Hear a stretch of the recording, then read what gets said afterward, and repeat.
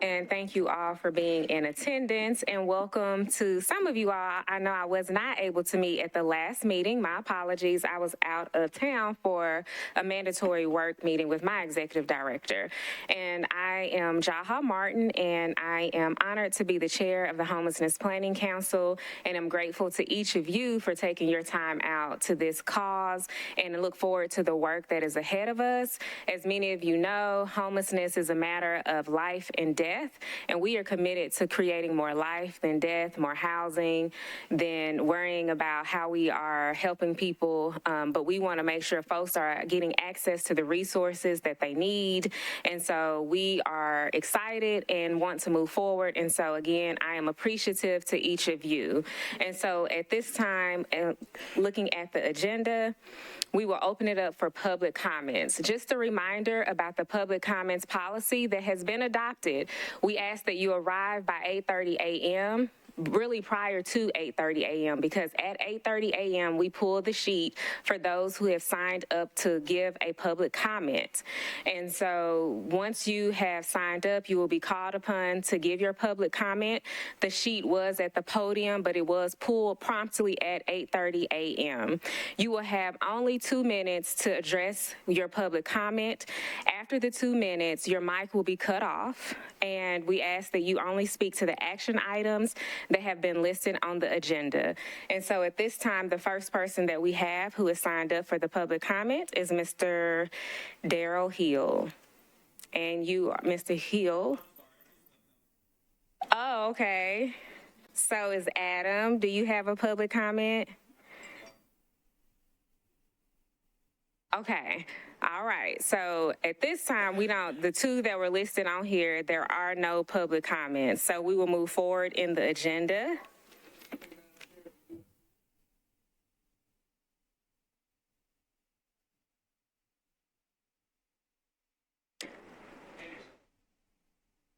I really couldn't hear you.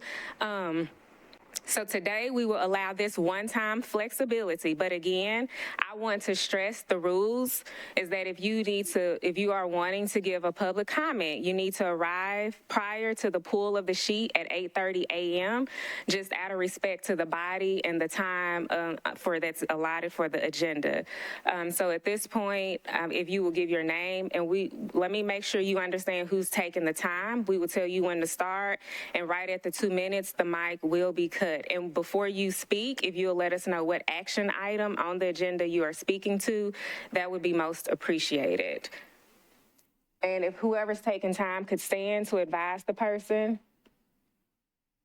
Yes, madam, I did email the Office of Homeless Services and yourself prior to the meeting to request the opportunity to speak here.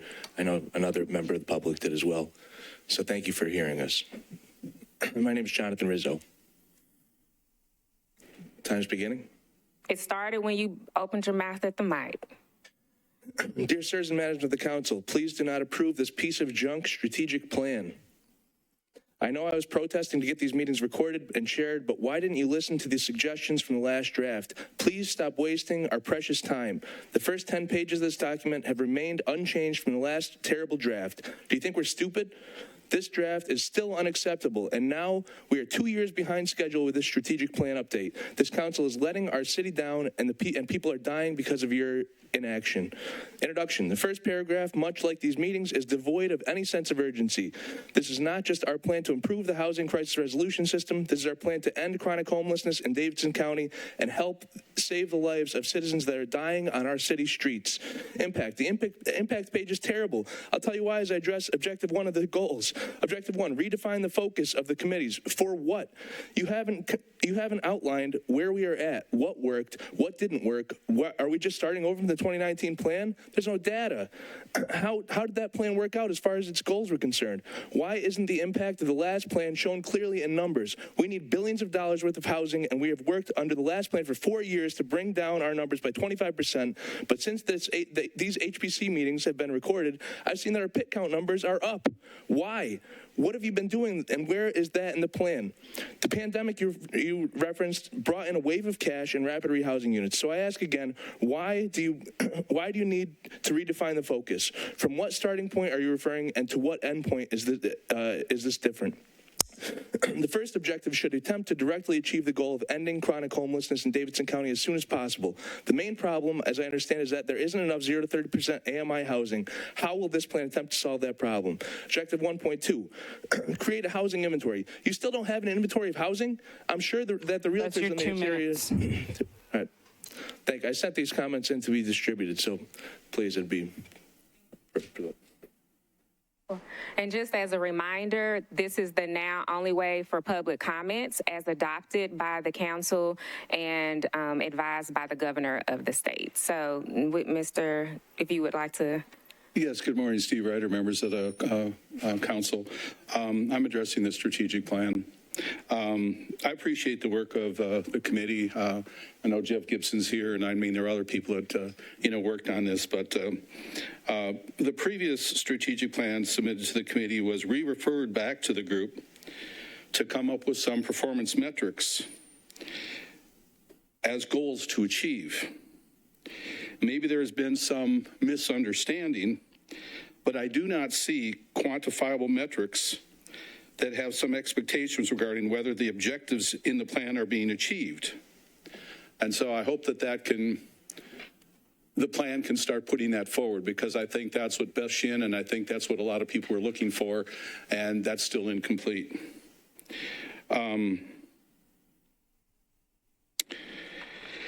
With regards to objective 2.1A2, I agree that an MOU is the best practice to establishing an effective working relationship with other departments.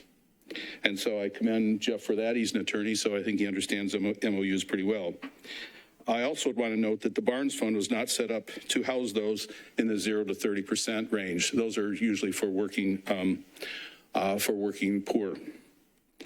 The COC really needs a housing committee, because finding affordable housing leasing opportunities needs to be part of the COC. The shelter committee, with all due respect, is not a housing committee. So I hope there can be some action put forward on that. It's good to see you again, and I look forward to the rest of the meeting. And I'm sorry I didn't see the sign-up sheet, but I did email like John, because I thought that was the proper procedure. So next time I will sign in here, but I just did what I thought was the proper procedure. Thank you so much. All right, thank you. Moving forward in our agenda, I'm reading administration and trying to say agenda. Moving forward in the agenda, we do want to take a moment of silence and just a moment of time to recognize those who have lost their lives this month. And prior to getting into that list, we also want to take a moment just to honor the life and legacy of Father Charles Strobel and recognize the amazing work that he has done for this community as well as for this council.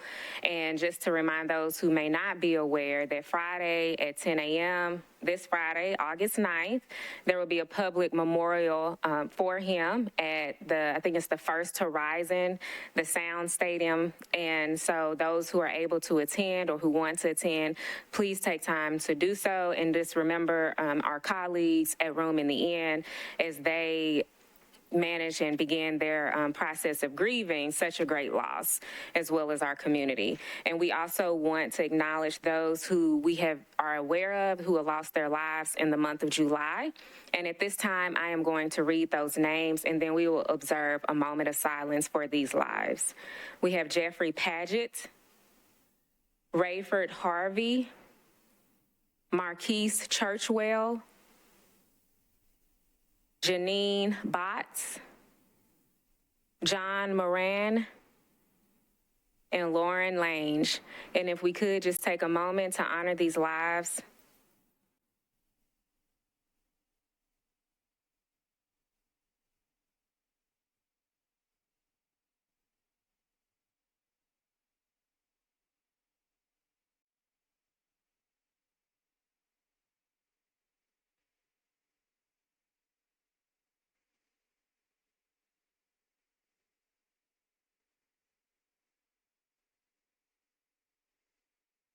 Thank you all. You have before you your July 2023 HPC meeting minutes.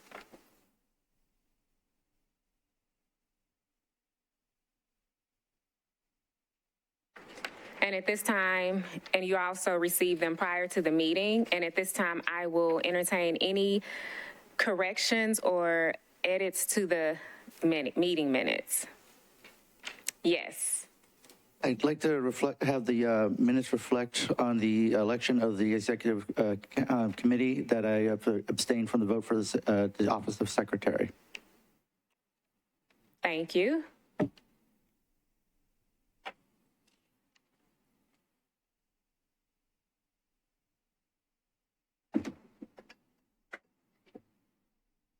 Any other noted corrections or edits?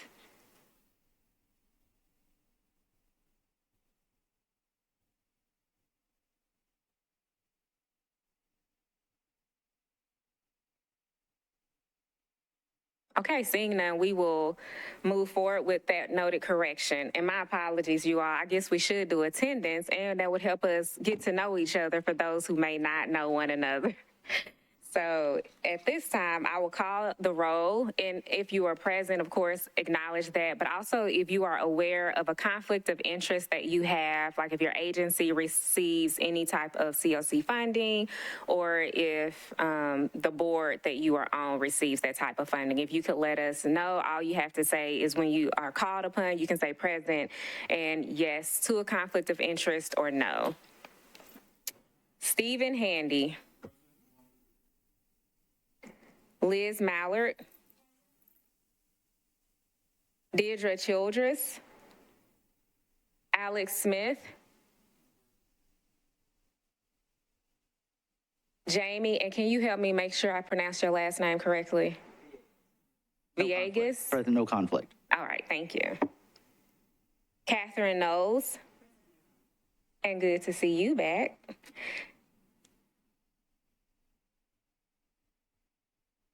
I may need help with Dr. Inslee. Just want to make sure, is she present? Okay. Deanna Allen Robb. I am present, no conflict. Kenitha Patterson. And no conflict. And thank you all for speaking into the mic. India, is it Pungarjar? I knew how. I'm just over here today struggling, y'all. I'm sorry. How do you pronounce her last name? Oh, I had it. Oh, is she okay? Okay. Amber Ellis. Freddie, tell me how to pronounce your last name again. Freddie Arkasil, present, yes to conflict. Okay, thank you. Tracy Pekovich. I know how to say your last name. Pekovich. I'm sorry. It's quite all right. I'm present and no conflict. Councilwoman Toombs. Present, no conflict. Councilwoman Evans. Present, no conflicts. Councilwoman Sepulveda. Jason Ross. Ashley Horton. Present, no conflict. Our vice chair is on the way.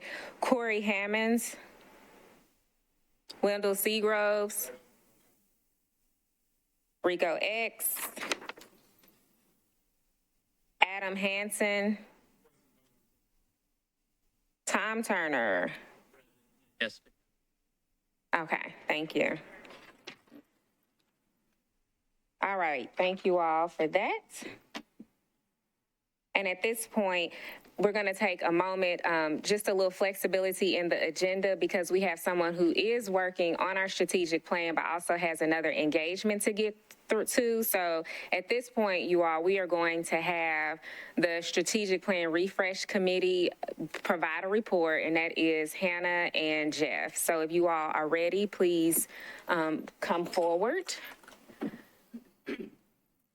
And you all, we want to give a sincere appreciation to Jeff because he is not on the board, but is wanting to see this through. And so this is, again, just him volunteering his time. So we are most appreciative of that. So, yes, can we give him a hand clap?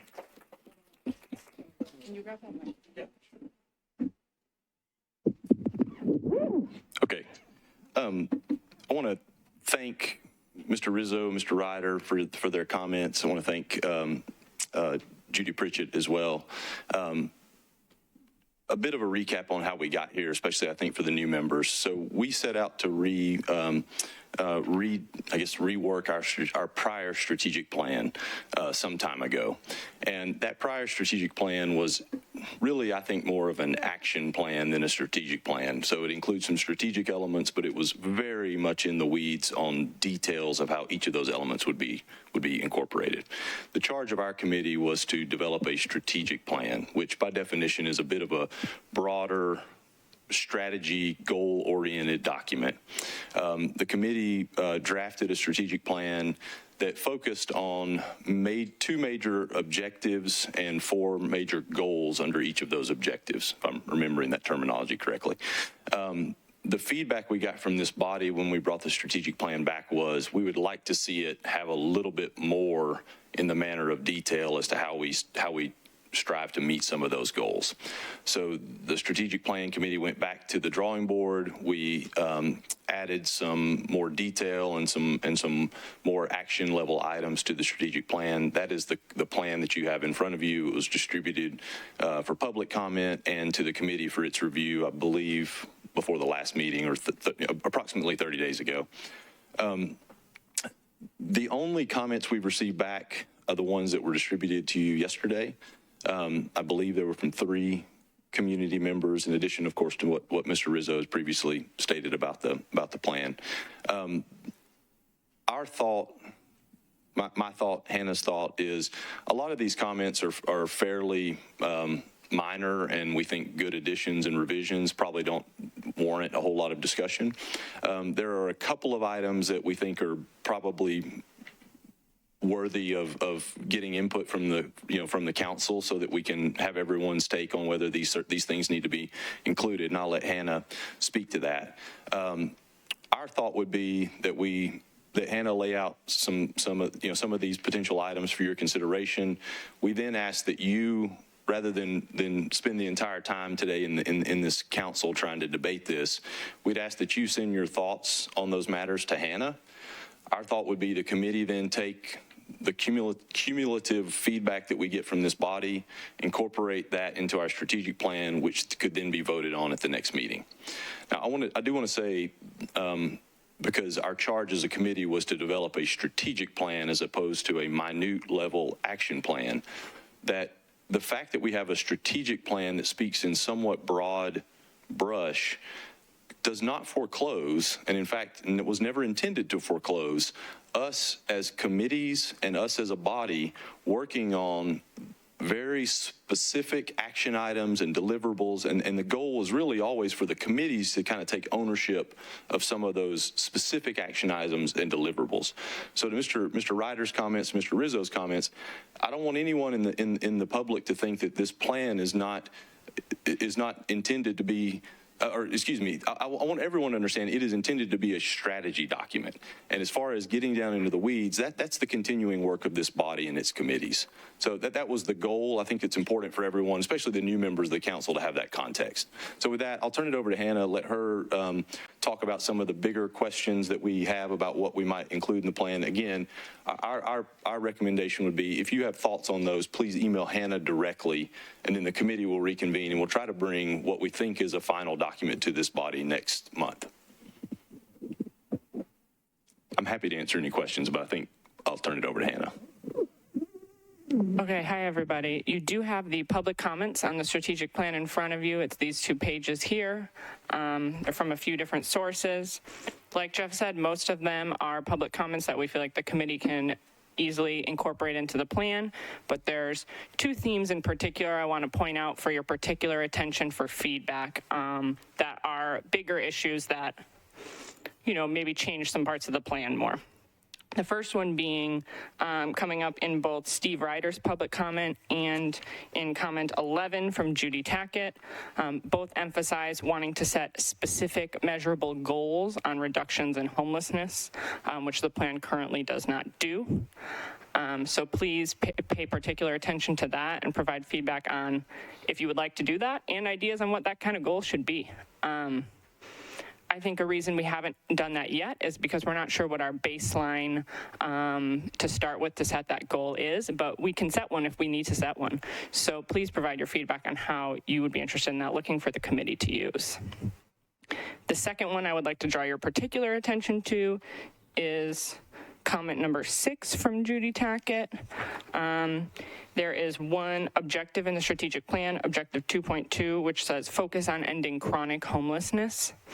And the comment focuses on the federal strategic plan does not lay out any priority populations and instead focuses on reducing homelessness for all subpopulations. So wondering if this plan should match the federal strategic plan in that way. Sure. So this strategic plan has an objective that says focus on ending chronic homelessness. So laying out chronic homelessness as a particular priority area for our community in this plan.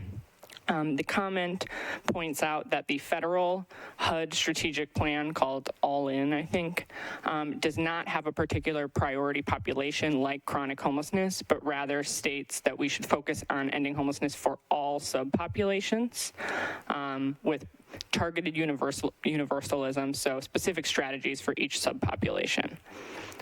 So that would be a change to an objective, removing that as a priority and sort of changing that strategy, which would be a large change that we would like feedback from all of you on.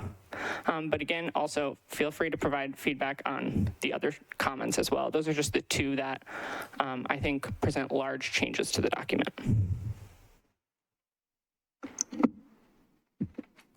Any questions? Okay. So this is the order we will go in. I saw Jamie, I saw Kanitha, and then I saw Deanna. So just remember to go in that order and speak into your mics, please. Well, first off, I want to thank everybody for their work on this document. I do like a lot of the contents of this document. And reflecting on comment number 5 from the public comments.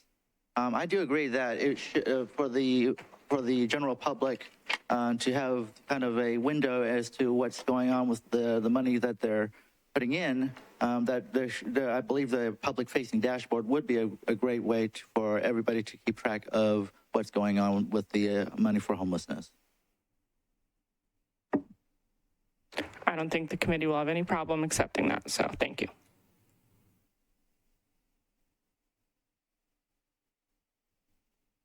Is it on now? Okay. I was just trying to get a kind of a repeat on what Hannah said about goals. I missed what goals she was talking about. At the first part, I missed that. Okay, so the first one I was mentioning was that there are 2 public comments pointing out that this strategic plan does not set a numerical specific goal for reduction in homelessness, such as reduce the point in time count by 10% or something like that, and asking for it to do so. So that would be a big addition to the plan that we would be happy to take on if that's what the Planning Council wants. So we're looking for feedback on if that is a good idea and what kind of goals might we like to set.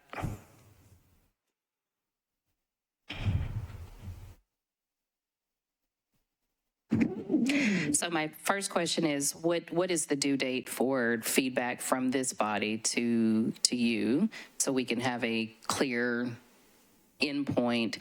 And then my second question is about, I believe the data committee, and I believe that it could have been, my memory is horrible, June meeting. I think we were expecting a presentation from the data committee. Am I wrong about that one, where that was supposed to happen? So I'm just trying to track, was there going to be a more formal presentation from the data committee that could help us kind of see more of the detail about where we are and where we need to go? Or did I dream that? I think you may be referring, and the data committee presented, so that's an important point. The data committee came and presented around the racial inequity. And so really, although her public comment is, I would encourage you all to read about what target universalism is. It really is related to the race inequities in homelessness and how target universalism is the approach that the government is really encouraging communities to adopt so that you can understand really what does the systemic racism look like and how can you then use target universalism to address that. And so when she says a target universalism goal, that's really what USICH is referring to.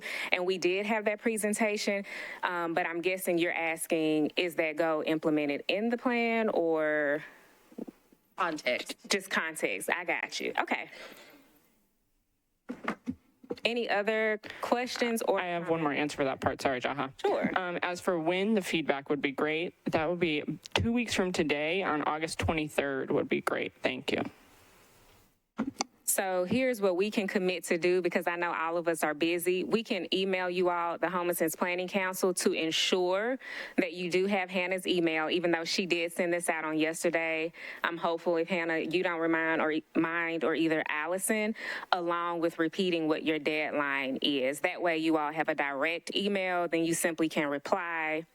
And we will also put this document in there along with the strategic plan refresh full document along with the comments to make it easier. Does that sound like a plan that you all are agreeable to? And then if you could get that feedback within the next 2 weeks, we would be most appreciative.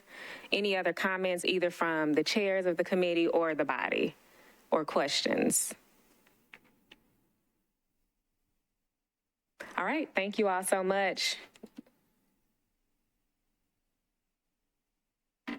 And thank you all for your flexibility with the agenda so that Jeff can get to his next appointment.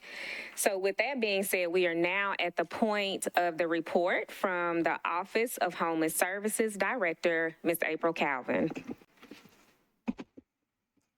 Hello, everyone. So a couple of really important dates that I forgot to send out in your email on the other day.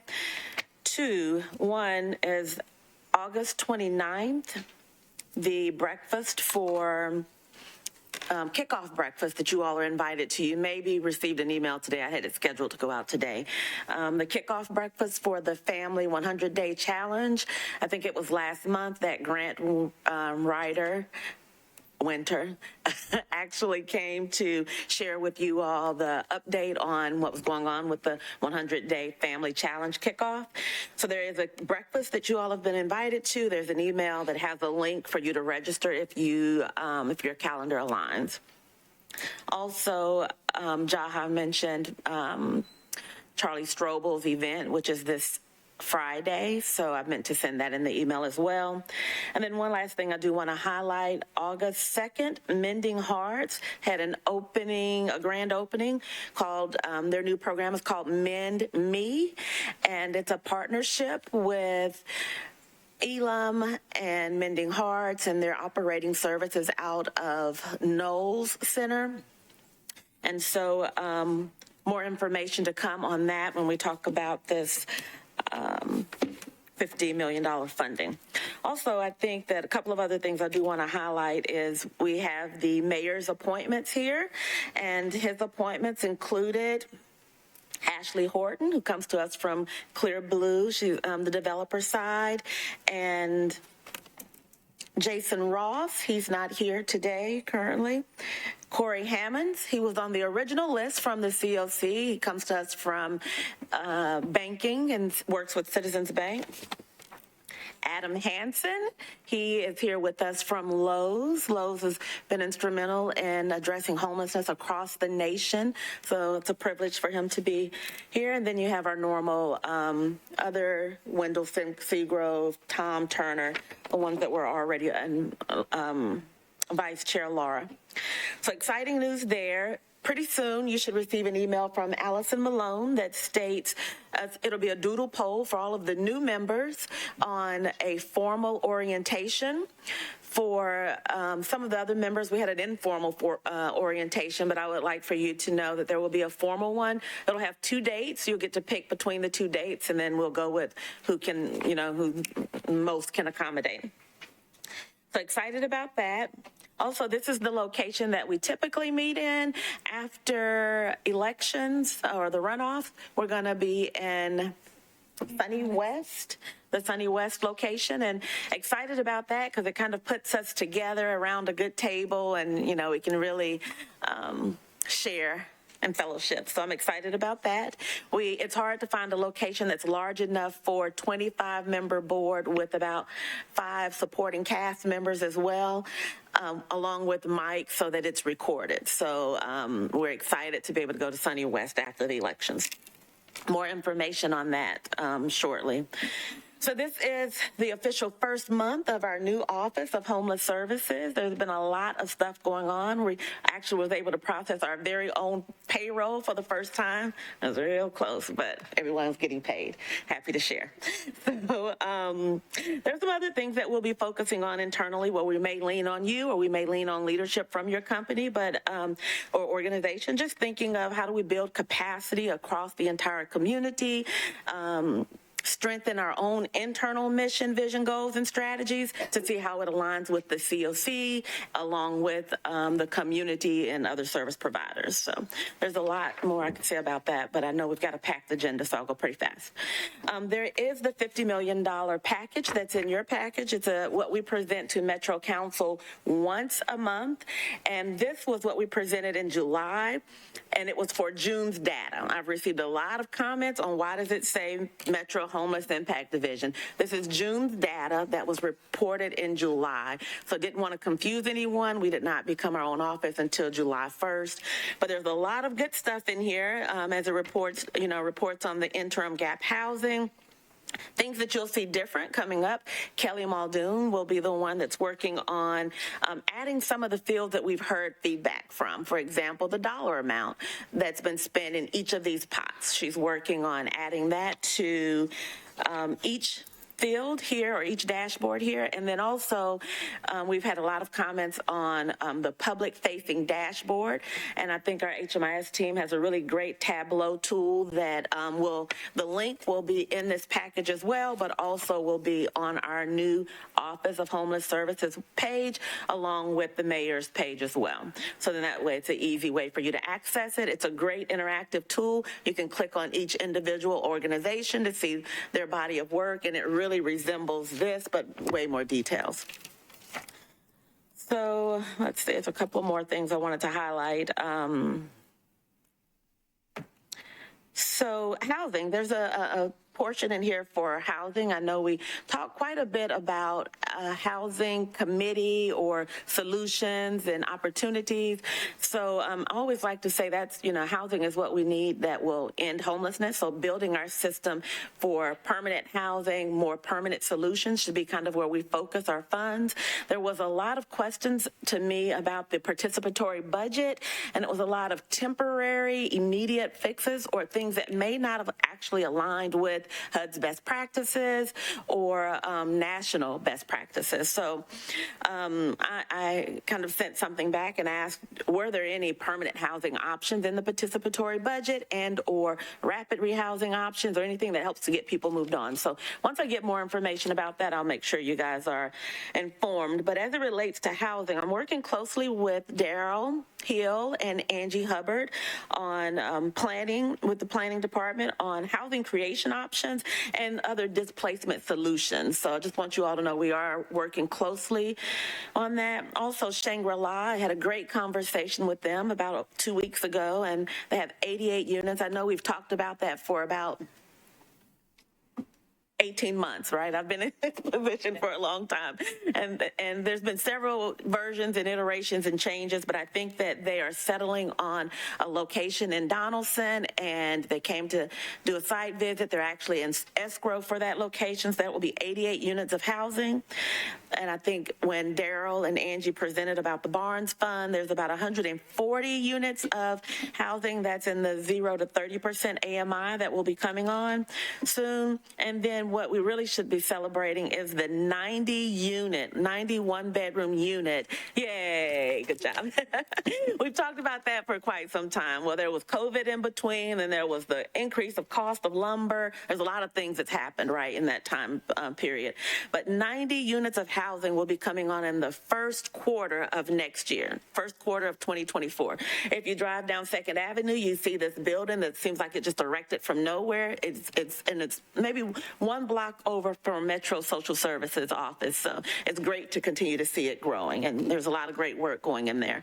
Was on a call where they're, really being, I'll say prescriptive in what they're wanting. They're like a dog park, a bike park, even opportunities for public art to be displayed there. So excited about that work.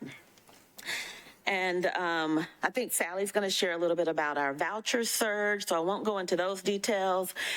But last but not least, between all of those units of housing that I just discussed within the next 12 months, that's at least 500 units of housing that will be on, and 8 to 12 months. So excited about that, because that's what we know will help to end homelessness, right? Housing and housing opportunities. The support services are from the $9 million of the Metro ARPA funds.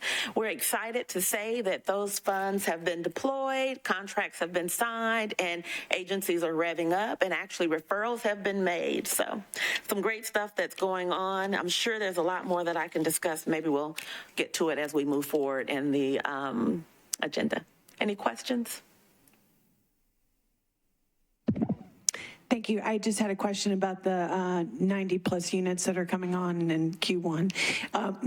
At what point did the support services side, have those providers already been chosen, or is that something that will happen after or later in the year? For the 90 units or for the? For the 90. There will be an RFP that will go out from MDHA that will discuss the agency that's going to be the property manager and which organization will provide the support services. So it will be an RFP process. Okay, thank you. Thank you.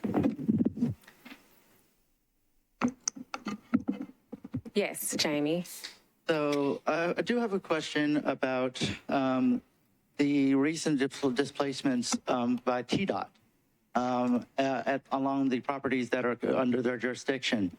I mean, I find it very appalling and very disturbing that these people were uprooted from their quote-unquote homes without any notice or chance for wraparound services to be provided. First off, first two questions. First is, did we know about any of these displacements before they were performed? And what kind of coordination do we have with TDOT to see if we can get some services provided to these people prior to displacement? Thank you for that, Jamie. I'll say for the smaller camps, we were notified as it was happening. It maybe was a community service provider, or our outreach team was actually out with boots on the ground and noticed that. You all may remember, there's the state bill that passed last July. We started maybe in October working on an encampment strategy, and that encampment strategy was drafted and approved by this team here of HPC members. And for me, it really helped to leverage also the work of the $50 million. So we have been in communication with the state on numerous of occasions, some in-person conversations, some Zoom calls, and some phone calls. And you'll be pleased to know that even the mayor's office, Ginger, really took them to task. If you are going to close, a camp and not provide any information to us in advance and not follow the encampment strategy that our community put together, what resources do you bring to bear? And that was the question from the mayor's office. They're wanting us to use all of our resources. They have about 130 people identified that actually lives in 30 different camps. And so that was concerning to us. And we've also talked to them about several of the other camps that was prioritized by our community. Also, connects to some of their land. So we wanted them to know the comprehensive plan that we're using not only is for metro property, it also affects state property and some private property. So we just asked them to be good neighbors. We have a call coming up this Thursday where there's been concern that they're looking to move swiftly with the TA truck stop. And we have a call with them to let them know that, you know, we've talked about this location. We've talked about the prioritization team that's doing that encampment prioritization, and just to ask them to work with us on this. The other huge part to this, in a conversation with them on Monday, was there's several locations that they have actually closed on numerous of occasions throughout the last 18 months. And they don't have a plan on housing people from that location. So that means they just push people down the road, unfortunately. But then also that means they don't secure the property, and it becomes like a revolving event. So I explained to them, as we, a COC department, look to utilize our encampment strategy, it comes with housing resources so that you're not just pushing people down the street. It also comes with securing the site and the location so that we don't have to keep revisiting the same spots over and over. Thank you for that. I will make sure on Thursday that we share our HPC is very concerned.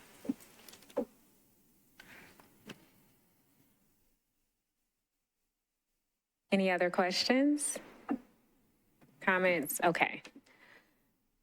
Moving forward to our MDHA collaborative applicant report, Ms. Susie Tomey. On. Thank you. Morning. I'm Susie Tomey. I'm the homeless coordinator at MDHA, for those of you who are new on the Planning Council. I will be brief. The Equity Committee is setting up a one-day training conference on anti-racism, Friday, September 15th. I sent a notice out last night, and for those of you who are new on the Planning Council, I'll need to add you into that listserv. It now numbers 637 people. So it went out to a lot of people. You may not have gotten it if you're new on the council, but I'll be adding you onto that list. Really exciting to hear about all that housing, April. It's thrilling. I just had to say that. Wonderful news. The NOFO, or the Notice of Funding Opportunity for the Continuum of Care HUD funds, dropped a month ago, and the Performance Evaluation Committee is hard at work reviewing the renewal proposals, which came in on the 1st of August. The new project proposals are due at the end of this month and will be reviewed on September 7th by what's called the PEC, the Performance Evaluation Committee. And let's see, working with the staff at the Office of Homeless Services to update the big narrative for the city and make sure that we look as good as we can to HUD and score well to get the bonus amounts for new projects. There's a little over $500,000 for permanent supportive housing. Actually, that's the DV bonus, and about 530-ish for new permanent supportive housing. Applications are going to be due again at the end of this month, and I look forward to seeing some new housing options created with that money. We'll get that money if we do score high enough. So working hard to get that score up there. And then Deanna is going to be talking about the reallocation policy that the Performance Evaluation Committee has constructed later in the agenda. Thank you.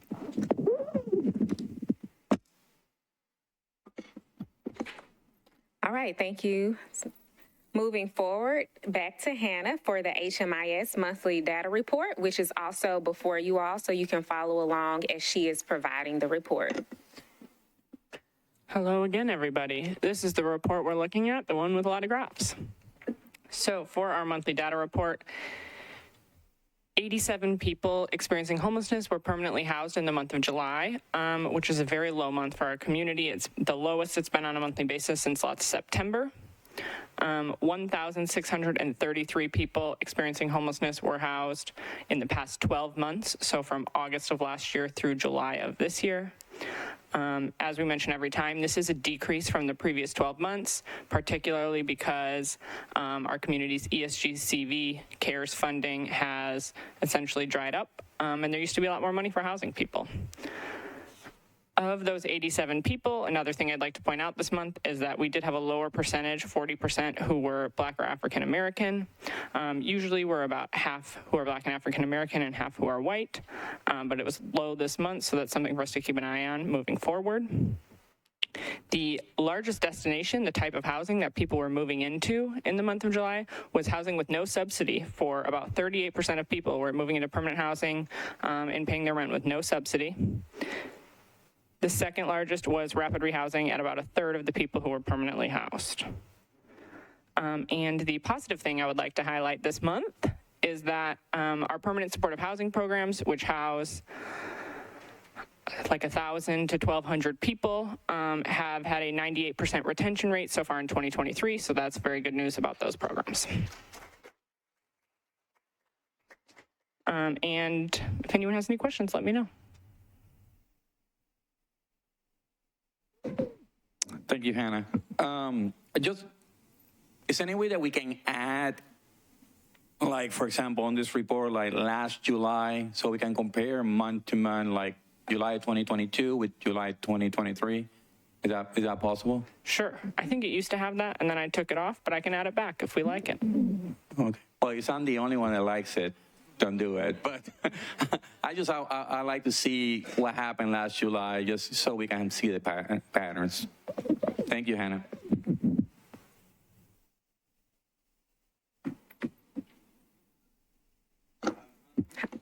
Hold on one second. Well, go ahead. I'm sorry. You go ahead, and then Pastor Handy. I'm so sorry. Do we have a percentage? I don't know, how can we track this, of clients, or I don't even know, people that don't have, organizations that don't have HMIS? Do we have even a percentage? Do we have anything, any numbers? Organizations that are working with people experiencing homelessness, but they don't use HMIS. Do we have a percentage? We don't just like right at this moment. We certainly often get data and information from like particularly the Nashville Rescue Mission. So we're in communication with them about numbers, but not on like a monthly basis for this report.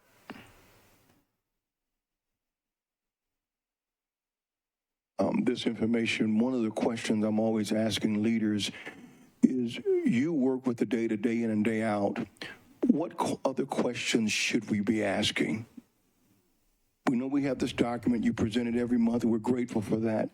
Are you exploring another way to think about the data, to present the data that we've never asked you to think about? Yes, actually. So I've been thinking about doing a revamp of this report. So my general idea, I'm just throwing this out here now, so hopefully April's cool with it, has been focusing more on like who is experiencing homelessness in our community now, and then who is being housed. So then we can look more detailed at those two populations, things like demographics particularly, and have more there. So we know sort of both what we're seeing in the community and who's moving into housing. And I hope that will spur more thoughts and questions. I feel like y'all staged that. No. I'll also add, we've been working hard with the Nashville Rescue Mission to onboard them into HMIS. We're in the process of, they're working on exporting their data so that we can import it into HMIS, just like technological problems at this point. So that's also going to provide us a wealth of information that'll make us feel a lot more confident about what we're looking at, and that it captures a larger percentage of people experiencing homelessness in Nashville, and that it's really telling us something real sort of about what's existing in the community. And then when we're able to look at system performance from that data, it's going to be something really helpful for us to understand what's truly going on versus the differentiation we often have to do between the HMIS data and the full picture. Thank you very much. And the reason I asked that question, I contend that the wisdom is in the room.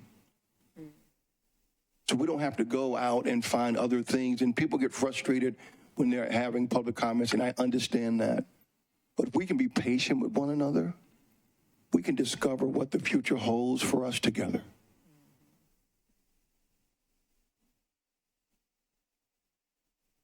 Anything else related to this? All right. Thank you all. And thank you, Hannah, and your team for your continued efforts. And thank you to those who are putting into HMIS. If y'all like me, I don't like change.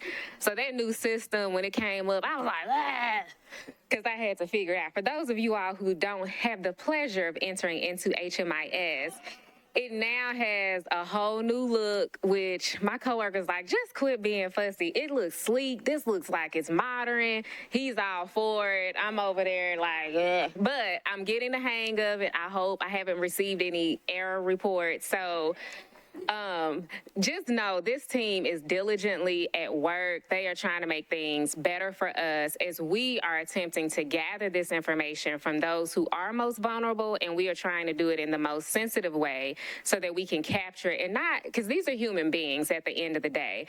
So I know for me, I'm not sitting there like, so is it, I'm really trying to have a conversation, get to know folks, as well as getting the information that's needed. So just know there is a lot of work behind the scenes, and to you all at OHS,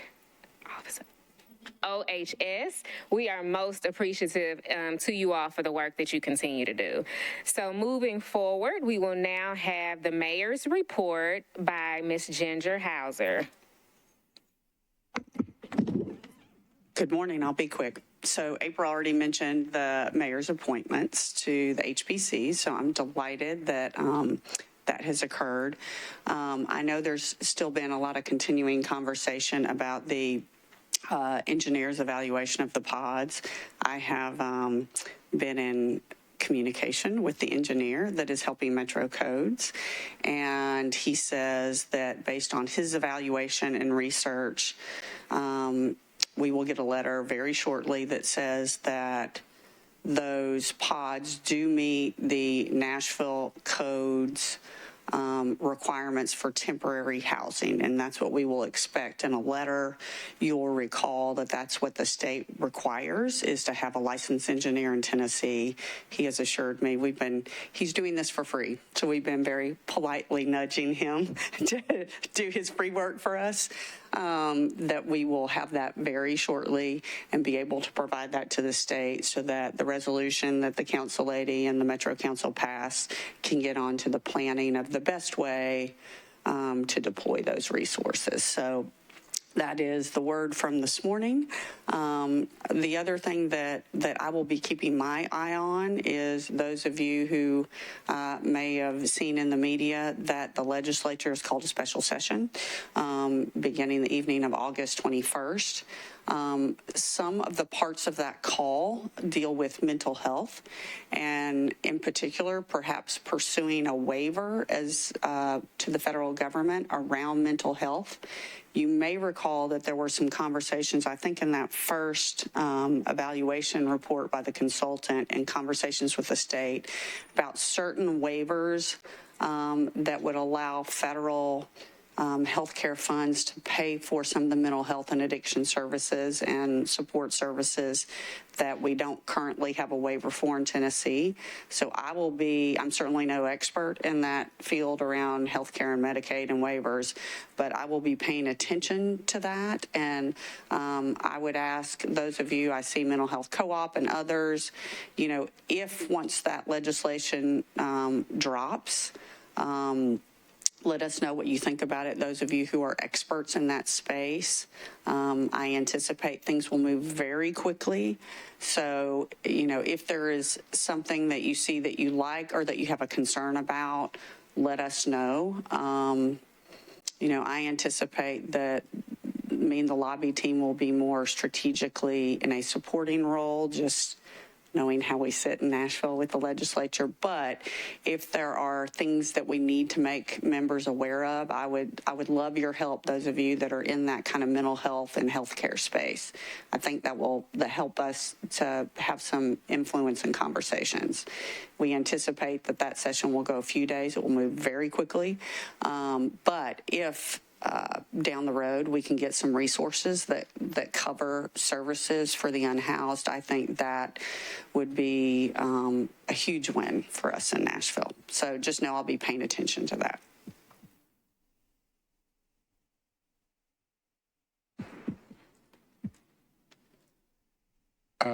Two questions.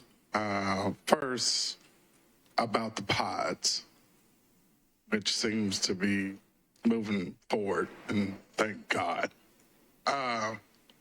Would the pods be located in one central area, or would they be located dispersed through Davidson County, if you know that?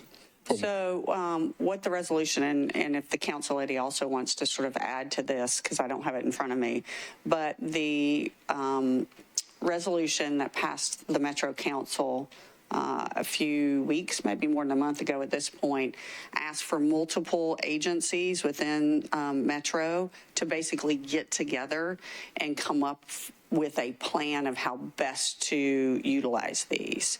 So I think that work is just going to be beginning to figure out the best way to deploy it. I think we want to make sure that they're deployed safely, that they're deployed in the right circumstances and with the services, and that it's a solution, not causing a problem, right? So I think all those conversations will be happening with Office of Homeless Services, with codes, with health department, all those sorts of things. So that's a long-winded answer of saying we don't quite know yet, but that work is going to be happening. And I think the date the report is due, or the plan is due to the council is... It's the second meeting in October. There we go. There's your answer.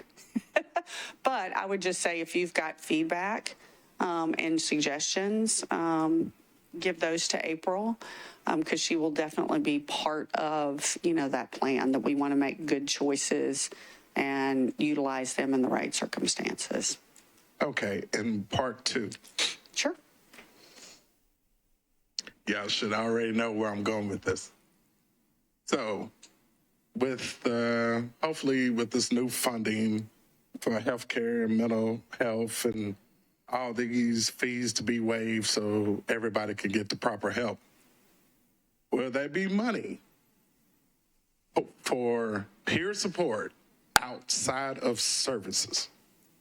Its own, would there be a portion where it would dedicate to people that that wants peer support without have to go through Mental Health Co-op or Park Center or Centerstone or wherever else? Do you think that will be along with that plan, or would I have to continue to badger people until we actually get this done? Let me ask a clarifying question to make sure I understand. When you say, will there be money, are you talking the $50 million that has already been allocated, or are you talking about the actions of the state? Action of the state. I don't think we know the answer to that at this point. And I will say in our conversations with the state, gosh, I don't know, probably 6 months, 8 months ago, around these 10 care waivers, it's slow. Let me just say, as they describe it, it could be a while or not. So I don't know at this point what we know they're actually going to apply for, nor do I know how long that process will take. I'm sure that's not the answer that you want to hear, but I don't know that we know that yet. I do think in some of the 50 million, peer support was part of that piece. And of course, that's the piece we control a little bit more than what the state does. But what I want to encourage you to think about is, as this special session is occurring, putting those kind of conversations and questions in the public sphere as they debate all that really quickly is an opportunity for advocates to sort of organize around some of those questions. But it'll be some quick stuff. So the 21st, the 22nd, 23rd of August, maybe the 24th will be the time to sort of be ready to spring into action, if that's helpful. Okay. You probably know what my question is going to be, but did our engineering friend define shortly?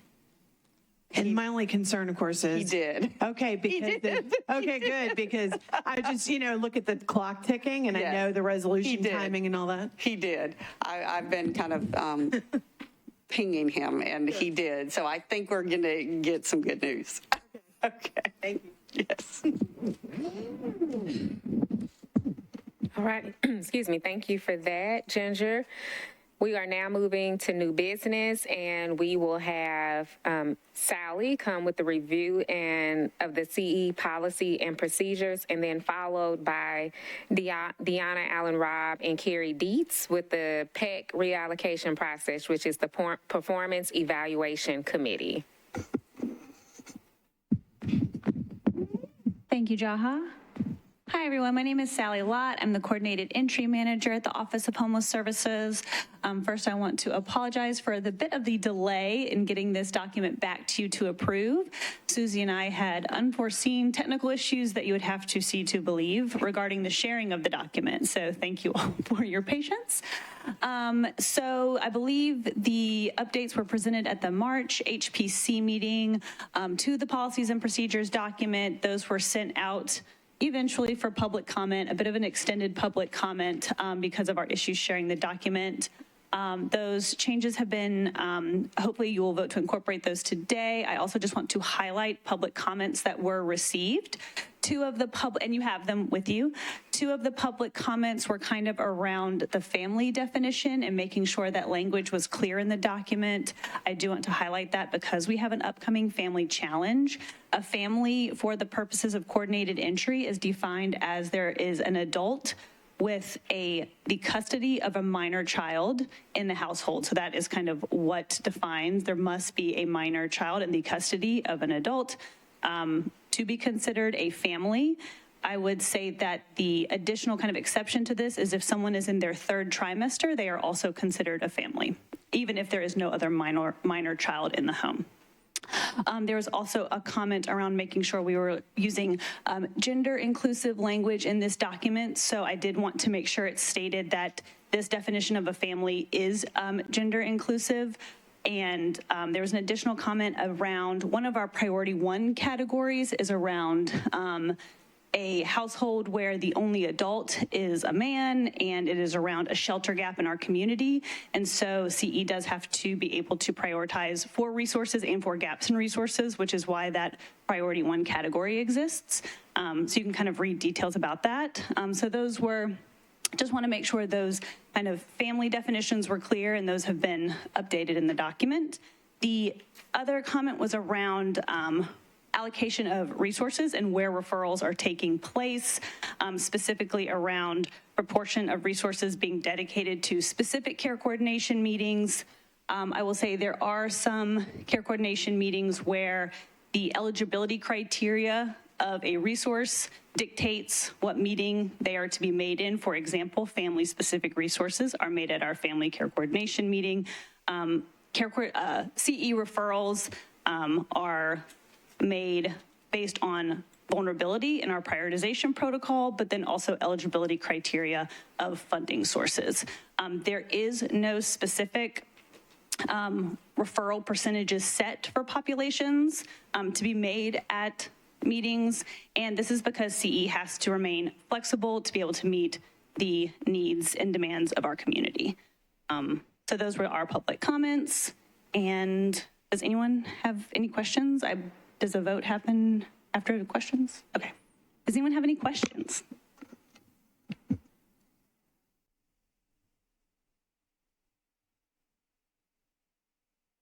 All right, thank you.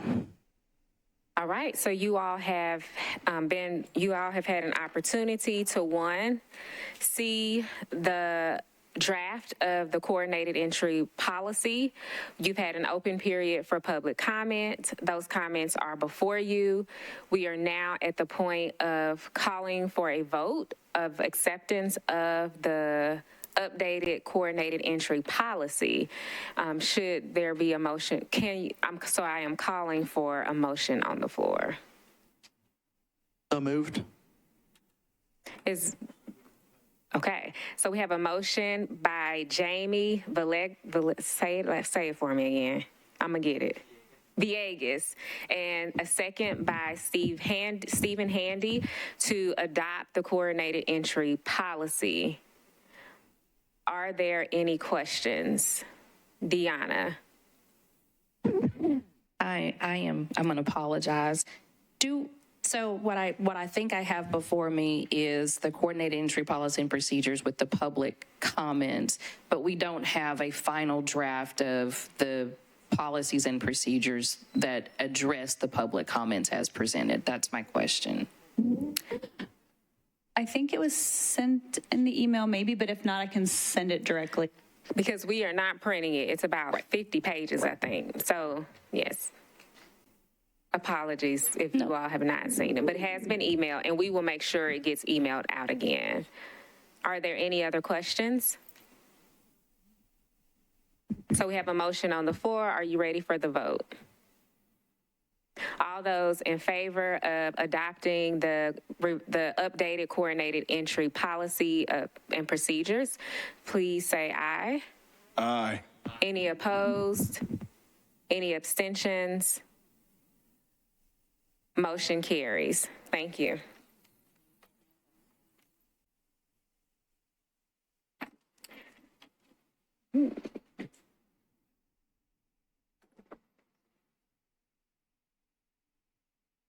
You have the floor, Carrie and Deanna. Yes, you can come up, and if you'd like, you can use that mic there. And she is coming from the Performance Evaluation Committee, which is the committee that evaluates those who are submitting for funding through the continuum of care. Thank you. Good morning, y'all. My name is Carrie Dietz. I'm the chair of the Performance Evaluation Committee. As y'all know or have heard this morning, we review, score, and rank applications from projects that are seeking HUD continuum of care competition funds for their homelessness programs. And you should have a copy, I believe, of the reallocation policy, maybe? See it in my paper stack. Okay, it may not have been printed out. However, it is something that you should have received in your email. I'll hit the highlights as well. If you've seen me here before, you may have heard me talking about how one of the things that we've been working on at the PEC is making sure that we're prioritizing as much money to the community as we can for the projects here. One of the ways that we're doing that is that we understand that HUD is very interested in seeing an aggressive rating and ranking process, and learning that communities are intentional and have a method and process in place to ensure high performance across their projects, and that the community is in alignment. And to that end, this reallocation policy is one of the things that we've been working on. We are hoping that this policy will help us hold projects accountable, ensure that high performance bars are hit, and continue to maximize the amount of money into the community. By using this reallocation process, it lowers the risk that we'll end up having funds taken from the community during the competition period. And our third goal is just to make sure that everything, that the money ends up in its best place, highest and best use for the funds, that they're being used, depleted, and used and depleted by programs that are effective at what they're doing and high performing. So we drafted a reallocation policy. We consulted with some other cities, some other continuums of care. A couple of our members worked a little overtime on this, drafting it, making sure that we had everything that we wanted to be in the policy there. So the main points are generally what this policy does is it allows the community, the Performance Evaluation Committee, and y'all together to move money from projects that are underperforming and have been underperforming or are not using all of their funds to projects where they will be used and in a more high-performing context. One thing that we're prioritizing is that reallocated funds go to permanent housing. The PEC understands that permanent supportive housing in particular is just an immensely valuable resource and very, very limited. So we really want to prioritize that permanent housing. We created, the policy creates something called transition grants, which is basically just a way for, to bridge the move from a program where funds are being reallocated from to the program where they're going to be reallocated to, just to kind of bridge that gap. There are two different types of reallocation. There is voluntary reallocation. We have seen this before occasionally. There's a renewal project that has been in the community for years, and the organization that runs it decides this isn't really for us anymore. We don't really want these continuum of care competition funds. It doesn't really jive with what we're trying to do. So they have the opportunity to voluntarily reallocate funds if an agency and program decides to do that. There's also involuntary reallocation, which happens when a program is underperforming on the performance metrics. So we came up with some numbers. We do the annual competition, which is on right now, as Susie said. So if a renewal project goes through our scoring process and they score below a 65, which is kind of failing, I guess I would say, it's pretty low. But if a project falls below 65 points, they're automatically entered into a 6-month performance improvement program where they are under increased scrutiny from the PEC to make sure that they are improving their performance metrics and doing what they need to do to get their scores back up. If that doesn't happen, and there's not sufficient improvement during those 6 months, the PEC has created through this policy the right to reallocate those funds. We would make that recommendation. The program that was potentially at risk of losing funds would have 2 weeks to appeal that determination.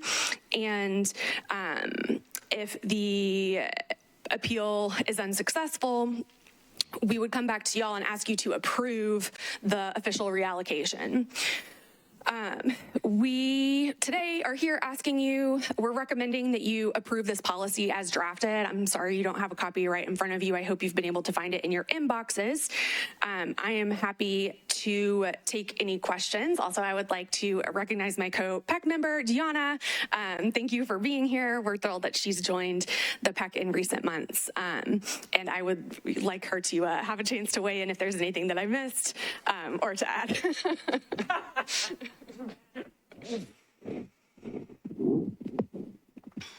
We're working to get you all this in draft form, so in your emails, it will probably come electronically at this point. We apologize for it not being printed at this point. I do want to open it up for questions, though, if you have those for Carrie or Deanna, since she is on the committee as well.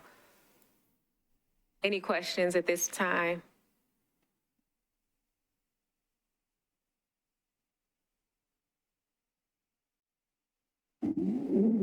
So I have to ask, are you all comfortable with me calling for the vote without having the draft right in front of you printed? She did a great description, but I do want to ask. Jamie?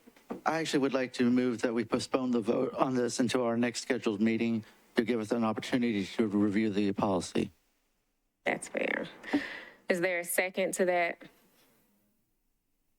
Okay, so I have a motion on the floor the motion from Jamie, a second by Wendell, to postpone this until the next meeting so that folks will be able to read their draft.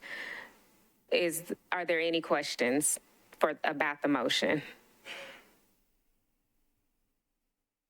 Are you ready for the vote? All those in favor? Opposed? Abstentions? Motion carries. Thank you, Carrie. We apologize for that, and we will get this out immediately. Hopefully, it does not impact anything right now. I think because we're in the NOFO process, we should be good, but we appreciate you all's hard and dedicated work, because I know how hard that committee works. So thank you all so much.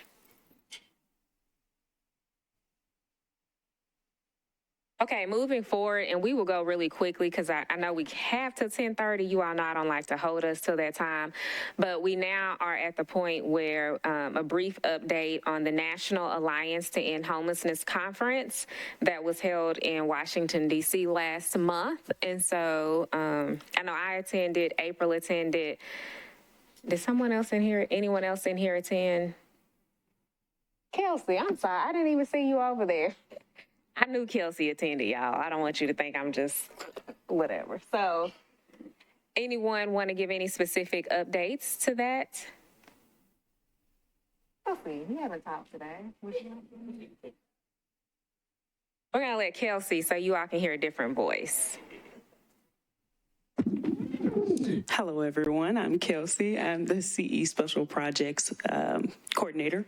And yeah, I absolutely enjoyed the conference. It was one of the first ones, number one, that I've been in DC, but also being in an atmosphere that's centered around people who have the same goal as you. So we were able to share ideas, especially they had a good amount of sessions about coordinated entry, which makes me very happy. And a lot of things that different agencies, but also different cities are doing to basically spearhead, and assist with homelessness. So it was we had some amazing speakers. They had things about outreach and just coming together and doing it well. So it was an amazing conference overall. Thank you. Thank you, Kelsey. And I just echo those sentiments.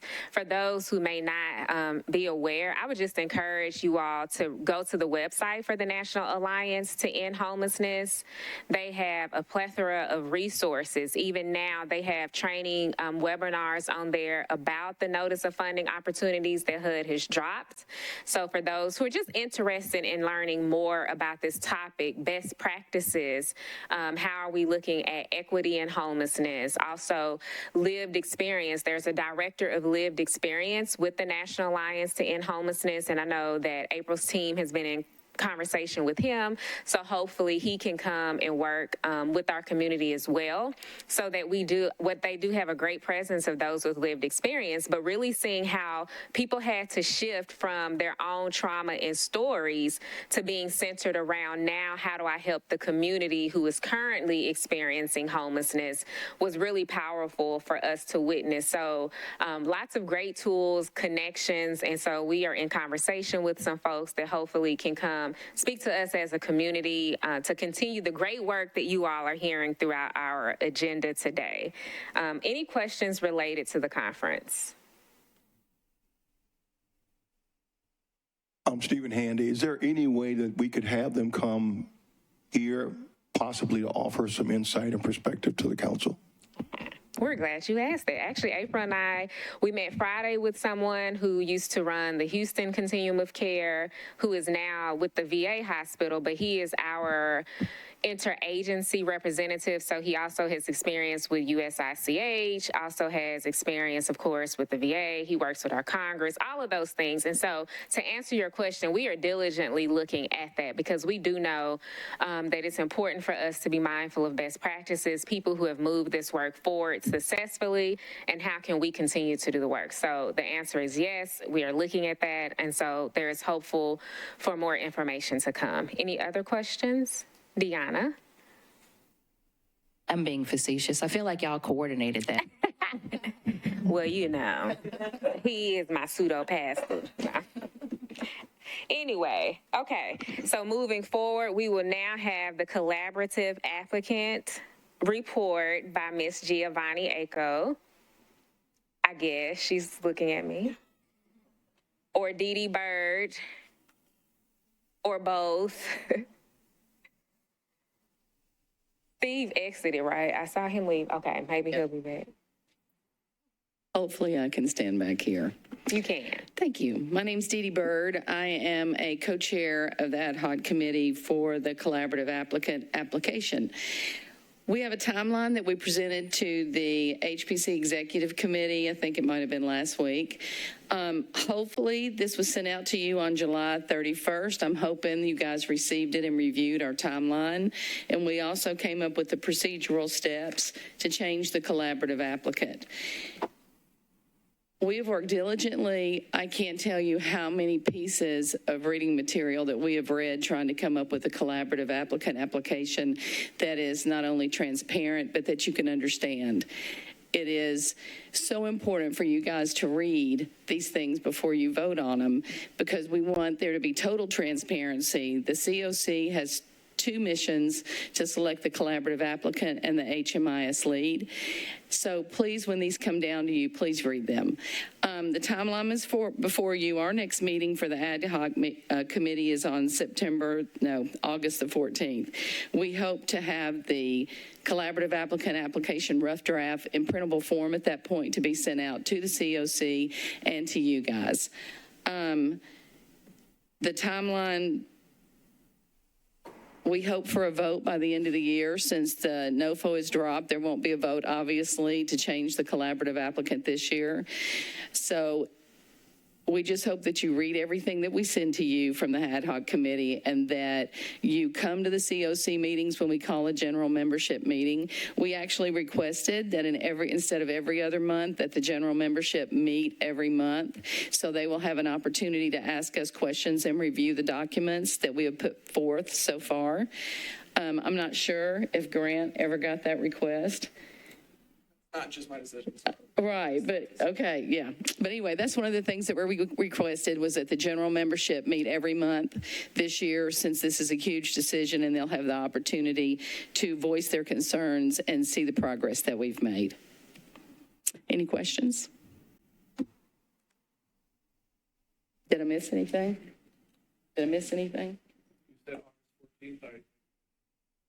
That's our meeting, August next week. We're not submitting anything. No, we're going to hopefully finalize it on that date. We've done a lot of work. We're ready to get going and finalize this and give it to you. All right, thank you all so much. Thank you. For your work as well. Okay, we are moving to the board matters and committee updates. And at this point, we will have our story of progress by Sally Lott. Thank you again. Before I share exciting news about our progress with our voucher surge, I did want to share this is my last HPC meeting with you all. My family is moving at the end of the month to be closer to family, which we are very excited about, but it is bittersweet because I will be missing the work here in Nashville. So I did just want to take a brief moment. I know I've been working with a lot of you for a very long time, and just to say thank you, and that I've really loved it. And I am very confident of the team, particularly the CE team, but of course the entire office and the work they're doing. So just thank you to you all. Thanks, Fiona. Okay, but let's talk exciting news with our voucher surge. So back in March, April and I had a meeting with MDHA around the utilization rate, specifically of our EHV vouchers in general, but specifically EHV. That stands for Emergency Housing Voucher. That was a one-time allotment through some COVID money to our community, to communities across the U.S., where we received 198 vouchers for this community. And it was a situation where, like, if you don't use them, you lose them. So if these vouchers aren't leased up by the end of September of this year, they will no longer be in our community. We noticed our utilization rate of those vouchers was very low. We were at around 40%, so clearly this meant we had to make some changes and make them quickly because we were not going to be losing any of these vouchers. So it was a big community effort. We increased the amount of referrals being made, the amount of applications being processed. Since that fateful meeting, 145 Section 8 EHV applications were submitted by this community. 104 of those have been approved and counting. So I just want to celebrate the lift of the entire community in doing that. All of the service providers, OHS, MDHA, it was a huge lift by everyone, so just want to celebrate that work. But of course, you all know, getting these vouchers issued is half the battle. Leasing them up is the other half of the battle. And so, and that's kind of what increasing that utilization rate is all about. So, we brought in some outside help, had some trainings around housing navigation, and have had our outreach team and that team kind of step in to help service providers. A lot of times a case manager has to be everything to every person. Taking people around to fill out applications, drive to these units, it's very time consuming. And so kind of bringing in this housing navigator role to assist in that process and to get these vouchers leased up was a big goal and part of this surge. Since that has happened, we've had 74 households view units, 50 applications submitted, 30 approvals and counting. Again, this is just a celebration for our whole community, the service providers that are helping us make those connections, the housing navigators that are taking people to those appointments, our low barrier housing collective for communicating with the landlords. So again, just want to celebrate that EHV utilization rate is now over 75%. And based on the number of vouchers that are in the community right now, we are very confident that we are going to reach that 100 utilization rate by the end of September. So just a big round of applause for everyone in getting those vouchers leased out. Any questions for Sally? Okay, so you all have heard tremendous work is being done.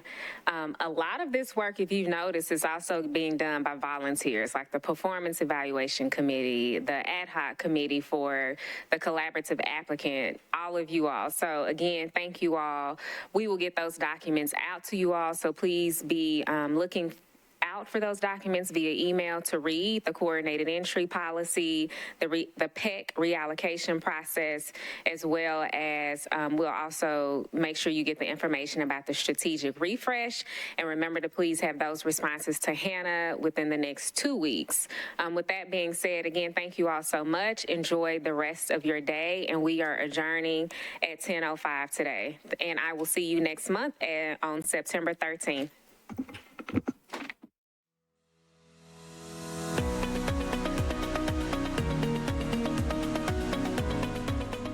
This has been a service of the Metro Nashville Network. If you would like to see this presentation again, or for more information on this and other programs, visit nashville.gov.